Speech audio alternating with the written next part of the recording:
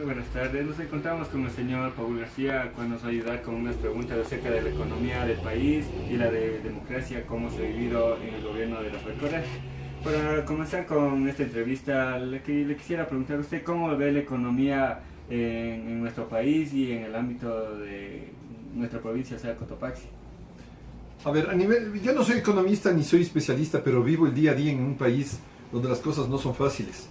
Pero como soy una persona muy positiva, yo creo que la única forma de salir adelante y mejorar la economía de cada uno, más allá de una economía de sociedad y de grupo ciudadano, yo creo que lo que tenemos que hacer es trabajar con disciplina, ser personas preparadas, preocuparnos de nuestra preparación intelectual y así lograr que el trabajo que estemos haciendo lo hagamos bien, no necesariamente a precios altos, sino a precios justos. La economía se basa en un libre mercado. Yo soy muy defensor del capitalismo. No estoy en contra, obviamente, de aspectos económicos que tengan otra tendencia, como el comunismo quizá, pero yo considero que cada uno trabaja para ganarse su propio esfuerzo para su familia y no creo que haya necesidad de que el trabajo del esfuerzo de uno tengan que conseguir beneficios otros. Es decir, si yo gano $100, yo sabré qué es lo que hago con esos $100, con mi familia, con mi futuro, con mi trabajo y con mi perseverancia. En el asunto de la Latacunga, por ejemplo, puedo decir que la situación económica de los latacungueños no es que está mala, lo que pasa es que puede estar mejor si los latacungueños tuvieran una actitud de no quejarse por todo. Parece que el ecuatoriano tiene por genética quejarse absolutamente por todo. Es por lo que hacen y por lo que no hacen. Aquí hay un término que se ha utilizado siempre que es palo porque bogas y palo porque no bogas. Pero yo creo que es importante que la ciudadanía sea más parte de la solución que del problema. Yo creo que la situación económica puede mejorar notablemente en eso. No necesariamente vivir para ganar dinero, pero sí vivir para servir. Yo creo que eso es importantísimo y podemos mejorar nuestra situación intelectual, social, económica, si fuéramos mejores ciudadanos. ¿Y cómo a usted le ve el mercado laboral en la actualidad en el país, en este gobierno? Verán, yo les voy a poner un ejemplo de lo que es la Tacunga, simplemente. En 1900, yo formé parte de un evento cuando la ESPE cumplía 25 años.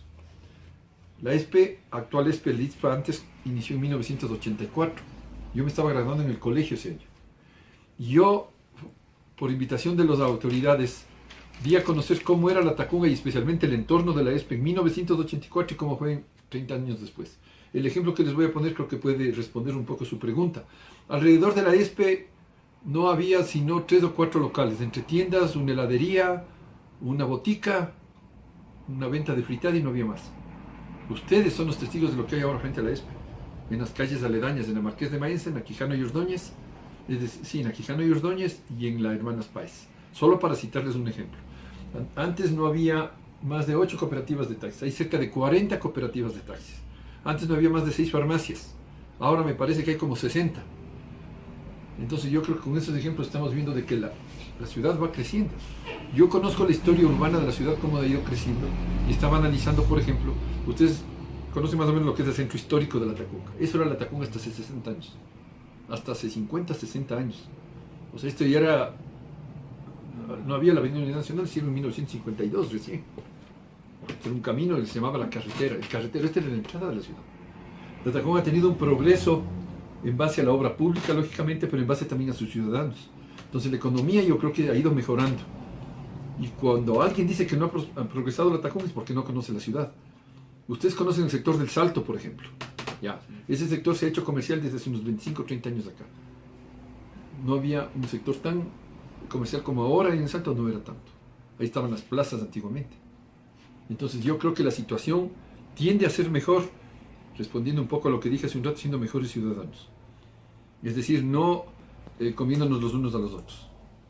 Es decir, respetando la competencia, respetando, más que todo aquí lo que tiene que haber es respetar el criterio ajeno, tanto en la vida privada como en pública. Algo más a ver. ¿Y usted cómo le ve el acuerdo con el comercio exterior, o sea, con la Unión Europea, que recientemente se firmó? Verán, en el año más o menos a inicios del siglo XX, a ver, sí, más o menos en 1910, un latacungueño llamado Rafael Vázquez Gómez fue el segundo más grande exportador del Ecuador, importador y exportador. Este señor, que fue un filántropo y a quien se debe la construcción del edificio de Ramón Barbanaranjo frente a Sanos de León, fue un hombre que demostró definitivamente que el primer atacumeño que comenzó a hablar de globalización en cuanto a productos exportables y a productos que se podían importar. Ahora nosotros vivimos en un mundo globalizado y la cosa más absurda sería no formar parte de esa globalización. Los tratados de libre comercio se han manejado aquí en el Ecuador lamentablemente políticamente de forma negativa. Nosotros mientras más podamos vender lo que producimos, mucho mejor, porque nos conocemos y estamos en un mundo en donde en una computadora usted sin moverse de su casa puede vender muchas cosas. Entonces la cosa más negativa sería cerrar las puertas tanto para que salgan productos como para que ingresen. Entonces todos los tratados con todos los gobiernos, sea cualquiera de estos, lógicamente en buenas condiciones legales, jurídicas y económicas, nos va a ir muy bien. Es que estoy totalmente de acuerdo con eso. Otra pregunta sería, ¿cómo ve los 20 años del sistema democrático en el país? Bueno, son un poco más de 20 años, estamos hablando de 1979 hasta acá. Yo creo que han habido tropiezos. El Ecuador tiene todavía, es un país que en cierto modo en algunos aspectos democráticos todavía no madura. Estamos basados en ciertos intereses gremiales, personales, institucionales, políticos, y no despega mismo la democracia en el Ecuador. Nosotros vemos como países en Europa, en Grecia, por ejemplo, en Atenas, desde hace miles de años viven en una democracia en donde se respeta el criterio ajeno. Siempre utilizo este término porque yo creo que lo que ha sucedido en el Ecuador, yo conozco toda la historia republicana del Ecuador desde el primer presidente, que en este caso podemos decir lamentablemente, bueno, las condiciones hicieron que sea un venezolano, y el primer presidente ecuatoriano, Vicente Rocafuerte, en 1834, nosotros hemos tenido muchos tropiezos. Y si ustedes se dan cuenta y leen un poco cuáles han sido los grandes presidentes, han sido los más ilustrados. Y voy a poner un ejemplo. Gabriel García Moreno. Es el presidente que utiliza por primera vez en su historia, en su mensaje presidencial, la palabra progreso. Este señor se educó en Francia, era un científico, vino acá, creó la Politécnica, la Escuela de Artes. Este hombre es el que inició el ferrocarril en el Ecuador. Las obras de él están basadas básicamente en todo lo que es educación pública. Él fue el primer presidente que habló de educación de los indígenas, el primer presidente que habló de alfabetización. ¿Por qué? Porque él tenía una idea totalmente diferente a los presidentes que tenían una ilustración pero no tan avanzada como la de él. El presidente Rocafuerte fue un hombre ilustrado indudablemente, pero no logró lo que logró conseguir García Moreno. Pero luego vieron las típicas peleas políticas. Vinieron los señores liberales, hicieron una buena obra en cierto modo, pero obstruyeron muchas obras en cuanto a educación. ¿Por qué?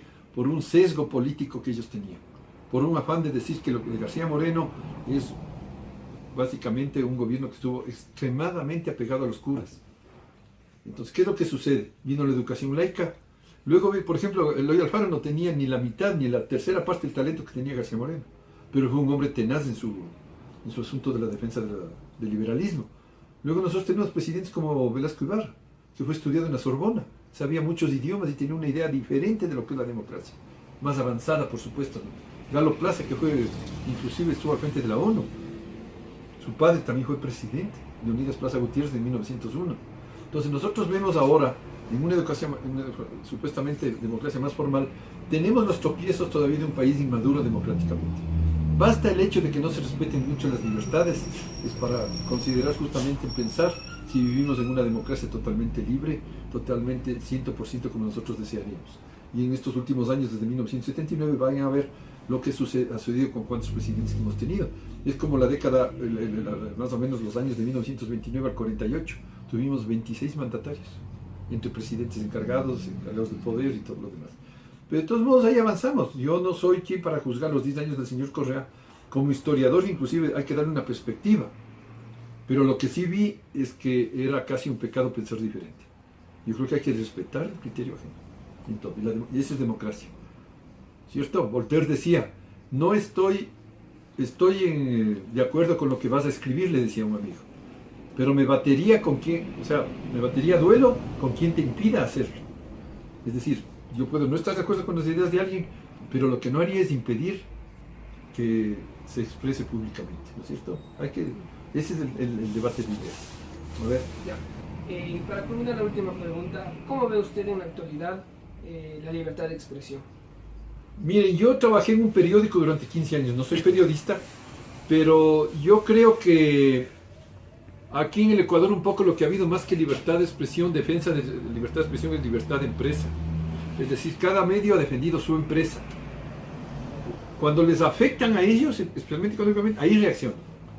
Es decir, lo que está faltando aquí en el Ecuador, inclusive aquí en Atacunga, son periodistas profesionales, formados académicamente.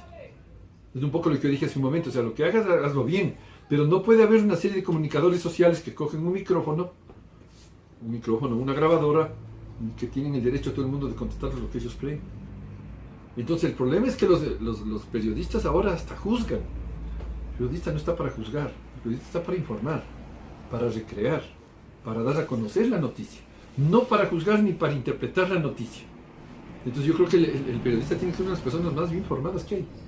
Tiene que ser la persona que más conocimiento tenga del tema en cuanto inclusive a actualidad. Es decir, saber qué es lo que está pasando, conocer al personaje que va a entrevistar y simplemente que por medio de él informen a la ciudadanía. Así que yo creo que la libertad de expresión ha estado un poco ajustada, se ha perseguido a muchos periodistas, y eso no lo digo yo, lo dice la prensa internacional a nivel mundial. Pero si ustedes analizan a los gobiernos autoritarios y de dictadura en el Ecuador durante muchos años, justamente son ellos los que más represión han tenido contra periodistas, contra ciudadanos, contra personas que piensan diferente. En la dictadura del año 1963 en adelante, por ejemplo, fue tomada hasta la Casa de la Cultura en Quito. Hicieron preso a Benjamín Carrión, a Guayasamín, a los grandes pensadores. Porque muchos, inclusive tiranos, si cabe el término, en Centroamérica y en todo el mundo, ¿contra quiénes se van? Contra los que piensan superior a ellos. Generalmente los dictadores no permiten que alguien esté por sobre ellos. Entonces algo pasa muy similar con la libertad hay que dar libertad, pero no libertinaje. El problema también es que algunos periodistas creen que porque están con un micrófono y una cámara al frente pueden tener derecho a decir lo que ellos crean conveniente. Juzgan a las autoridades si hacen o no hacen obra. Y esto pasa un poco a nivel nacional también. Es un poco de sensacionalismo. Así como hay canales de televisión y periódicos y radios que depende inclusive de la capacidad y de la preparación intelectual del propietario del canal. Sí, son los que mandan, ¿no es cierto? Los jefes de noticias. Pero tienen que contar con periodistas profesionales, no con sesgo. Usted no puede manejar la cosa pública como que fuese privada. Yo alguna vez trabajé en la Gaceta, por ejemplo, y alguna vez hubo una discusión, una polémica respecto a que mucho se está abriendo la Gaceta hacia sacar noticias todos los días ni de manera exagerada a la UTC, por ejemplo. No, aquí no hay solo la UTC, aquí tenemos la ESPE, aquí tenemos universidades a distancia. Es decir, tiene que haber una apertura equilibrada, ¿no es cierto? No porque tienen 10.000 alumnos, o 8.000 o 6.000, y tienen una gran cantidad de educados, tiene que tenderse hacia eso, ¿no es cierto? Entonces la libertad de expresión tiene que ser nivelada dependiendo de la capacidad de los gobernantes y de la intelectualidad de los periodistas.